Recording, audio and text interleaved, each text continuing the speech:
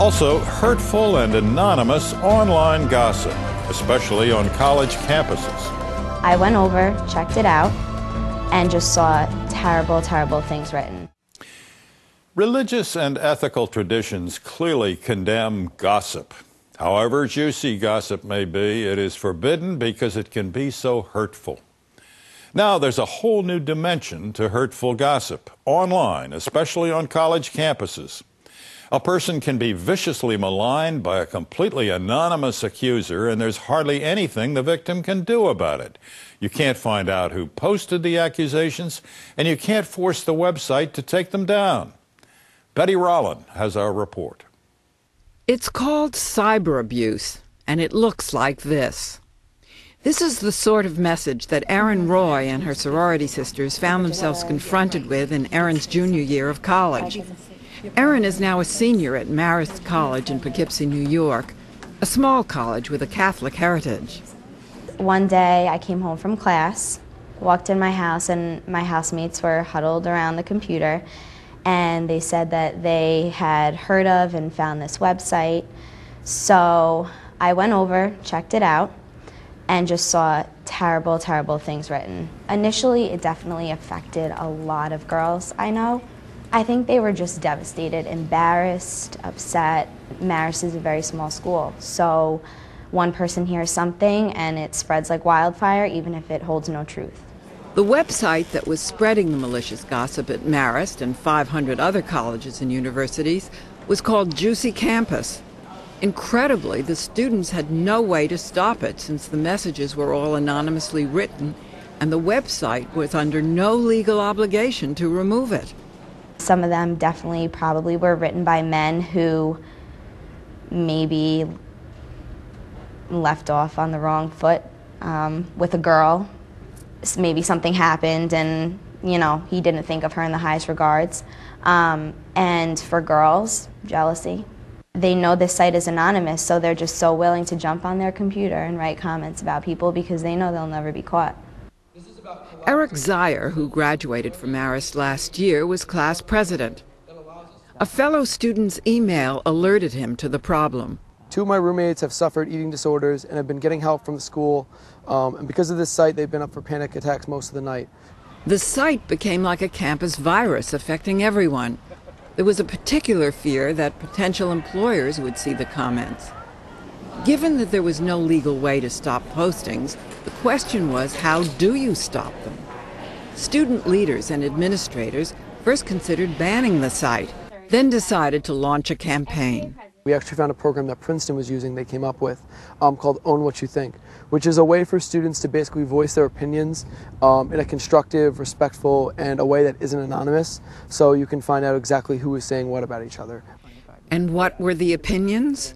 Hey Julie, you're the best roommate ever, to Brandon, thanks for helping me out with my homework, you're a great person and a really great friend.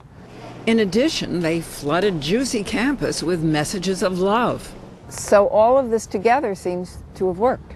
It actually did. Students really bought into the idea of social change and that we won't stand for this, and as a community we really made a difference. Although Juicy Campus ran out of money and eventually shut down, other sites are alive and well. And the targets are not only on campuses. Michael Fertik, who lives in Northern California, is in the business of trying to protect adults and companies from online attacks. Our customers tell us that their lives have been ruined, that their livelihoods have been ruined, that their sense of dignity has been ruined, that their kids' mental health has been ruined. Your education, your training, they're all tied up with your name, and your livelihood is tied up with what people see about you when they look up your name online. Our job is where there's a problem and where we want to remediate the problem by repairing the Google results is to make sure that the most recent, truthful, and good stuff shows up on the top of Google, and the nasty attacks descend so that they're harder and harder to find. This is Manhattan High School for Girls on East 70th Street in New York City, where they consider the act of gossip to be a sin, a huge sin. The Orthodox Jewish girls who attend this school are made aware every day of the danger of gossip, which they call Lashon Hara. Lashon Hara is speaking ill of someone, or even listening to such speech.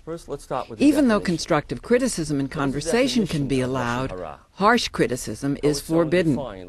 Human beings, which are created in the image of God, deserve to be protected. Their dignity should be protected, that even if they do something wrong, they should not suffer embarrassment, they should not be degraded by other people. This morning, the subject of Lashon Hara is part of Rabbi Prager's lecture. But what if someone seems to deserve criticism? Once we establish that the person did something wrong, we're still obligated to try to minimize the wrong. Maybe the person didn't understand, the person doesn't know. And what about gossip that is intimate but not critical? There is prohibition of spilling the beans. If something was told to you in privacy, the person does not want it to get out, you have no right to tell it to anyone. Have you seen Ita? Oh my gosh, yeah, I did. And you know what? I need to tell you what she said about you. The students regularly do skits about the evils of Lashon Hara. Shava told me everything that you said about me, Ita. We are not friends anymore.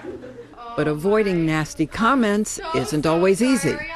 I think I've been in a few situations where I had a really juicy story to tell over to people and it really wasn't something so nice about somebody else. And I stopped and just thought about it. And these laws, learning the laws every night, it really helped me just bring about an awareness that I stopped to think about before I said the story, that maybe I really shouldn't say this. Every single day you're talking with your friends and there's always new conversations and new pieces of gossip to talk about. Like, it does get easier because you have to first learn the laws, you have to want to do it, and then you just have to push yourself and control yourself. That was complete Lashon Hara, and I'm really, really sorry. It turned me into a more positive person because if I'm not saying bad things about people, then it affects the way I think. There are times when Jewish law allows, even condones Lashon Hara, when giving factual information in a court of law, for example, or to protect a person from imminent harm. And outside Jewish law, defenders of gossip say that often it's just a way that friends bond. The girls at Manhattan High School are largely unaffected by the biggest conveyor of gossip, namely the internet. For the most part, this Orthodox community prohibits use of the internet. But many people, especially young people, virtually live on the internet where it's open season, and there is no law to protect them. The law today is set up in such a way that the website where you publish that content is absolutely immune from liability. So even if you do defame someone, absolutely defame someone, the website where you publish the content never has to take it down. In spite of the victory at Marist College, many other colleges are dealing with the problem of online gossip sites, and which, given their growth, will continue to be a problem for some and a temptation for others. For Religion and Ethics NewsWeekly, I'm Betty Rollin in Poughkeepsie, New York.